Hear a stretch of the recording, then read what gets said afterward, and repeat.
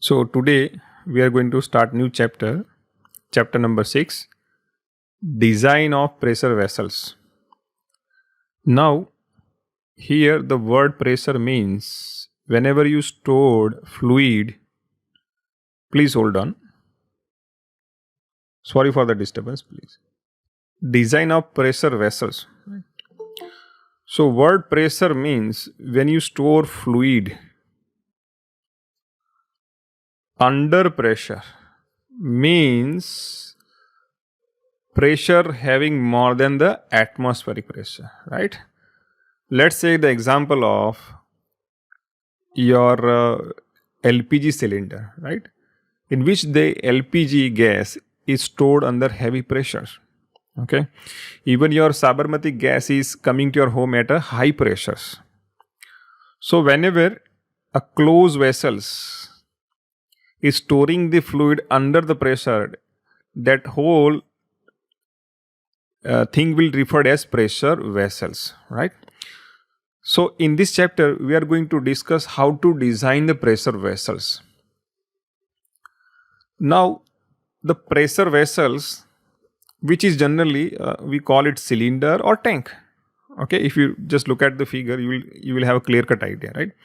Are used to store fluid under pressures. This define the pressure vessels. This is the definition of pressure vessels. Whenever you use vessels to store the fluid under the pressure, that will be referred as pressure vessels. Generally we are calling it cylinder, tanks, right? Now the pressure vessels are designed with a great care, because rupture of pressure vessels means an explosion and which may be the cause of loss of life and property. Because whenever you store the fluid under the pressure, when it explodes, it is going to create pressure waves, and which is very devastating, right? It may cause the loss of lives. So a great design consideration is to be given in case of pressure vessels. Material of pressure vessels may be brittle such as cast iron or ductile such as mild steel. Now what are the applications generally? It is used to store processed water, gas, acid, chemicals in liquid or gas form, right? It is also used in boiler, heat exchangers and condensers. It is used as a receiver tank in compressed air. Just look at this. Okay, this is what's example of a compressor, right? You might have gone through the petrol pump or the repairing shop where they will fill the air in your vehicle tire, right? So here they need to store the air at a high pressures, then they can pump in the wheel, right? So this tank, compressor tank, is a pressure vessels where air is stored under the heavy pressures, right? Similarly, it is used as a cylinder and accumulator in case of hydraulic and pneumatic systems, right? Just look at the excavator or many other hydraulic devices or equipments or machines which uses the hydraulic principle to apply more force to carry out the work, right? So you need to confine the working medium, which is maybe the air or maybe the oil, right? You have to pressurize it. So this oil should not leak out. So it is stored under a cylinder, right? So that cylinder will work as a pressure vessels. It also used as a cylinder to carry pressurized oxygen, acetylene, hydrogen, argon, LPG and CNG. Just look at this figure. You may observe there are the cylinders, right? Having different colors. If you recall the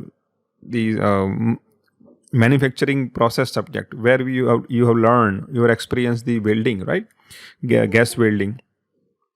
Now say each of these having standard colors. Let's say brown color is used for acetylene, or maybe this green color is for, let's say, other storing the other gas, right? So but ultimately these all are pressure vessels, right? If you also focus on this LPG cylinder, which are color red, right? Even consider the fire extinguisher where the carbon dioxide is stored under the heavy pressures, right? You can also just look at this LNG container or ship. ये जो है सारे बड़े tanks हैं, they are spherical tanks which store the LNG, and they simply transport to one country to another country. Again, if you recall your CNG tank, right? So this is a cylinder, or basically we call it tank. Now, what's the difference between tank and cylinder? Cylinder is basically having a diameter lower than that, it's compared to its height, while tank is having a lower ratio, right? Hence we call it tank, right? So these all are the examples of pressure vessels. They used to store the industrial gases, air, some pneumatic or acids, right, under the pressures.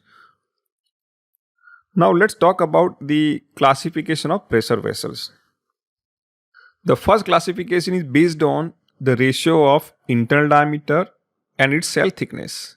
Let's say this is one pressure vessel, right? It is made from a plate by wounding in a circular form and welded together.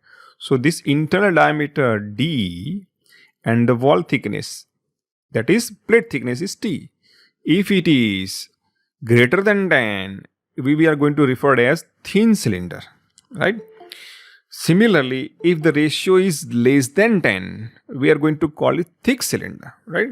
So design of thick and thin cylinder mathematically is different, okay? Now second classification is based on geometrical shape. The first is, we may call it cylindrical, right? Cylindrical means having lower diameter and having higher height, okay? In case of spherical, as shown this figure, this is spherical tanks, right? The shape is in form of sphere, right?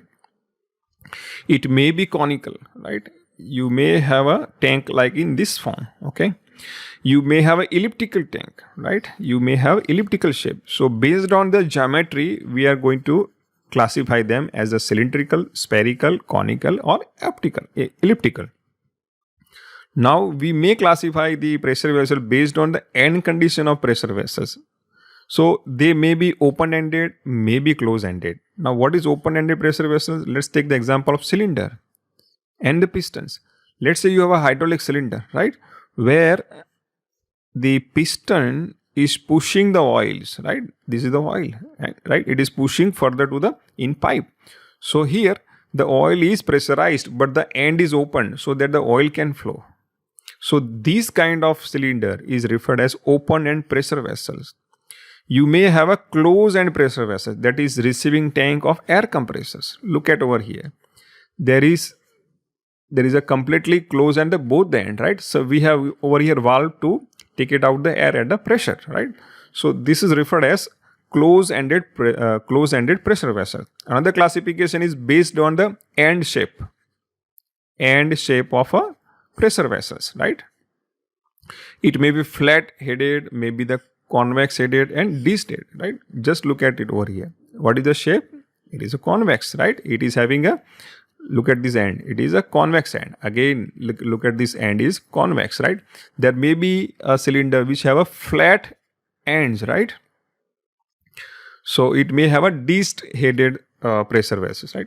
Now fifth classification is according to the direction of fluid pressure acting on the wall of vessels. Now the pressure vessel is subjected to either internal pressure.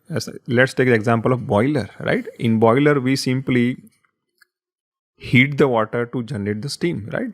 Now here steam is going to give the pressure in an inside wall. So this steam boiler is an example of a pressure vessel where the internal pressure is applied, right?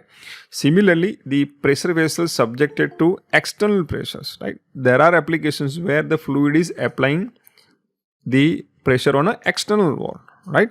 Let's say the case of submarine. Submarine basically remains submerged in the water at the 30 meter, 40 meter, 60 meter. As the height goes up or the depth goes up, the pressure on the outer surface of the submarine increases, right? So submarine is a classic example of pressure vessel which is subjected to external pressures, right? Now 6, according to the working condition or service condition, whether you require the external heat source, let's say unfired pressure vessels and fired pressure vessel, right? Steam boiler, let's say you have simply heating from the outside, that will be referred as a fired pressure vessel. Here it is written boiler, right? Normally the let's say LPG cylinder, what we have in at home, right? It is not going heated. We are simply storing the LPG gas under pressure. So it is unfired pressure vessels. In seventh category, they according to the type of joint used to make the fabrication of pressure vessels. Now pressure vessel may be riveted, may be the welded. Let's look at the figure, right? So mostly nowadays the pressure vessel is welded. Now welding is give more joint, very good joint compared to the riveted joint, right? So you just look at the figure, you will find mostly they are welded. Let's discuss the main consideration for the design of pressure vessels. What is consideration? Some of the consideration means some of the important points that you have to keep in mind while designing the pressure vessels. So we are going to call it considerations, right? Now material of cell, इसका क्या मतलब है? जो material हम इस्तेमाल कर रहे हैं, right? That is a plate material, right? So material of cell must be capable to resist the fluid pressure. This is a basic requirement. If it is rupture under the pressure, there is no meaning of using that material as a pressure vessels material, right? It must be also able to take the thermal load and the corrosions. Let's take example of boiler, right? In boiler, water is basically going to cause a corrosion. It's a natural phenomena, right? So here in boiler, we are going to heat it and steam is generated. So three things is observed: fluid pressures, temperature, that is thermal load, and because of the water having hydrogen H2O, it is also going to cause the corrosions. So boiler material must exhibit resistance to all these three. It must fulfill this requirement. Should be able to resist the fluid pressures, must be able to take the thermal load, and should be anti-corrosive, right? Now what is second requirement or consideration? Different types of stresses inducted in vessels are determined and suitable factor of safety to be adapted. Now here word has come up, say factor of safety, right? Even though by mathematically and by knowing the property of material you have chose for a particular material and the thickness of material for the pressure vessel, there are factors, unknown factor that may cause failure, right? So here we have to design. The design means diameter and the plate thickness by considering suitable factor of safety. Let's say you are operating boiler at very heavy pressures. Let's say you are generating the steam at 400 degrees Celsius, right?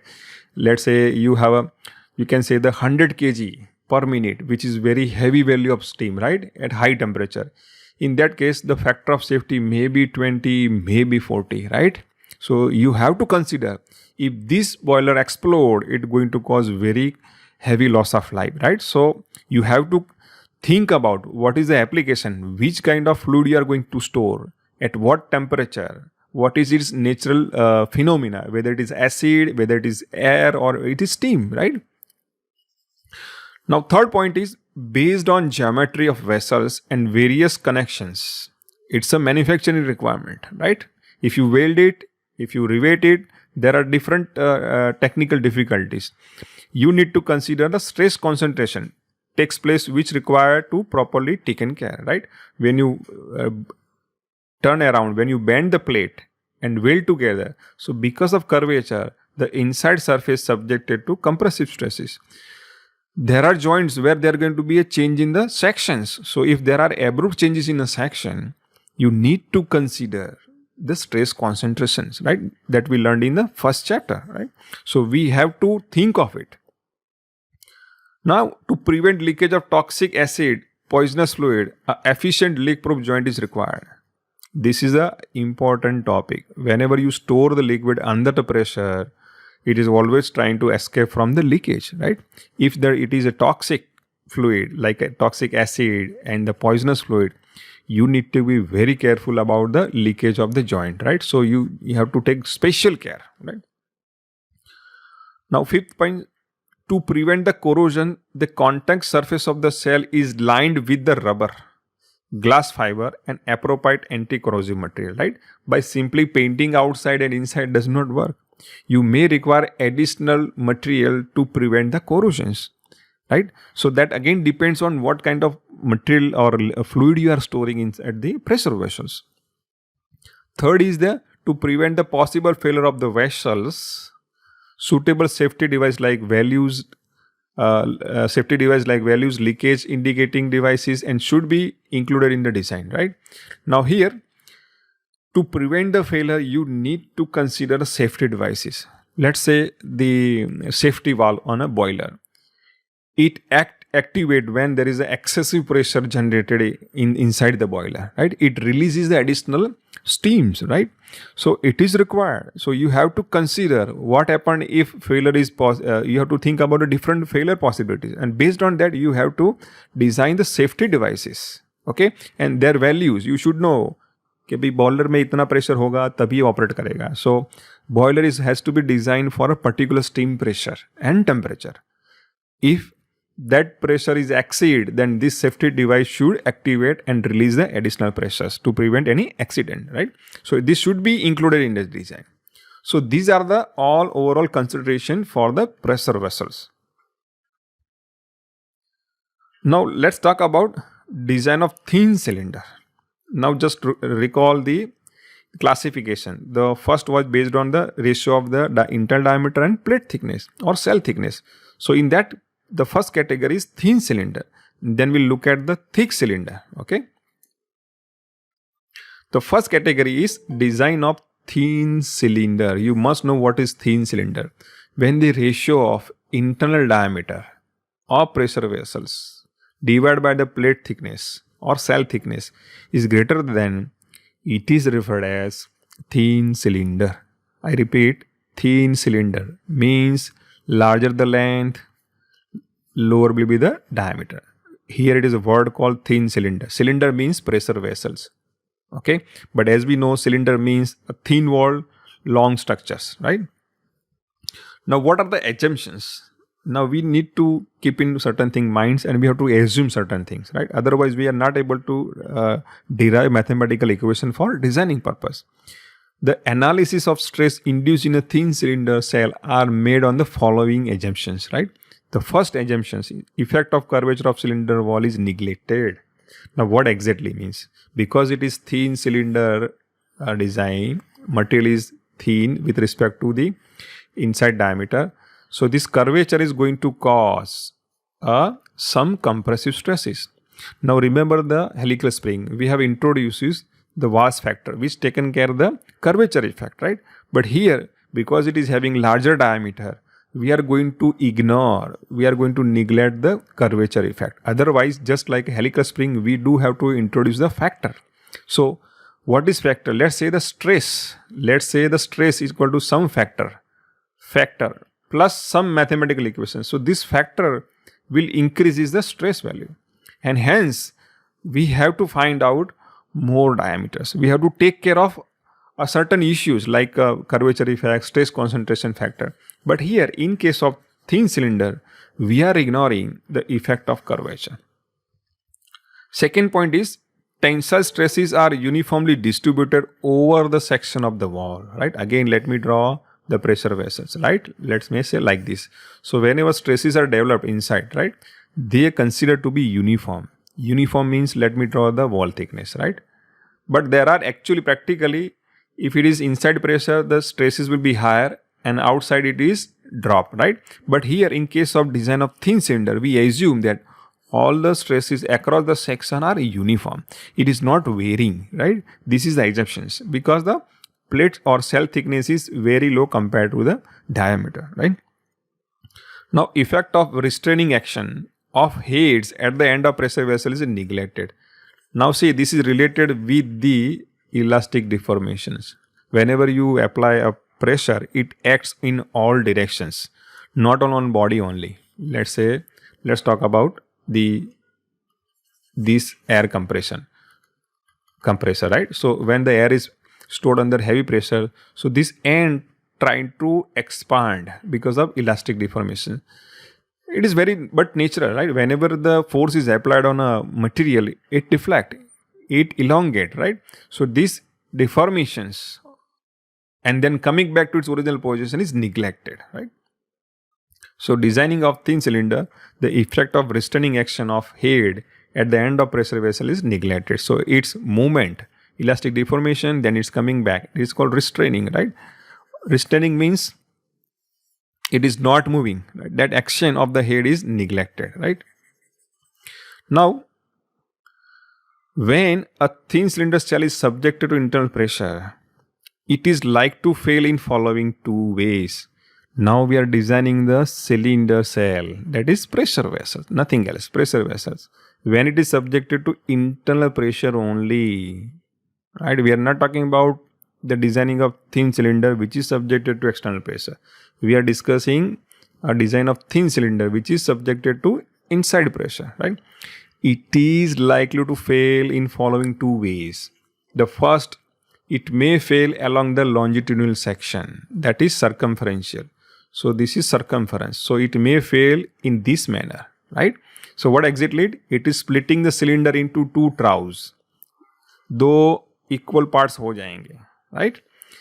दूसरी condition कौन सी है? It may fail across the transverse section. It may break the pressure vessel in two smaller sections, cylinder cell, right? So splitting the cylinder into two cylindrical seam. So these are two possibilities whenever thin cylinder is subjected to internal pressure. Either may fail across the circumference or either may fail at the transverse or longitudinally, right? This is circumferential failure, this is longitudinal failure, or we can say the transverse sections. Okay, this is longitudinal failure, section failure, right? So these are two possibilities. Either they may fail in getting separated in two troughs or splitting in two cylinders, right? So we are going to consider two situations. So from this, we are going to find what should be the diameter, what should be the plate thickness. We are going to consider second condition, then we are going to find what should be the internal diameter, what should be the plate thickness, right? So in both situations, we are going to consider mathematics.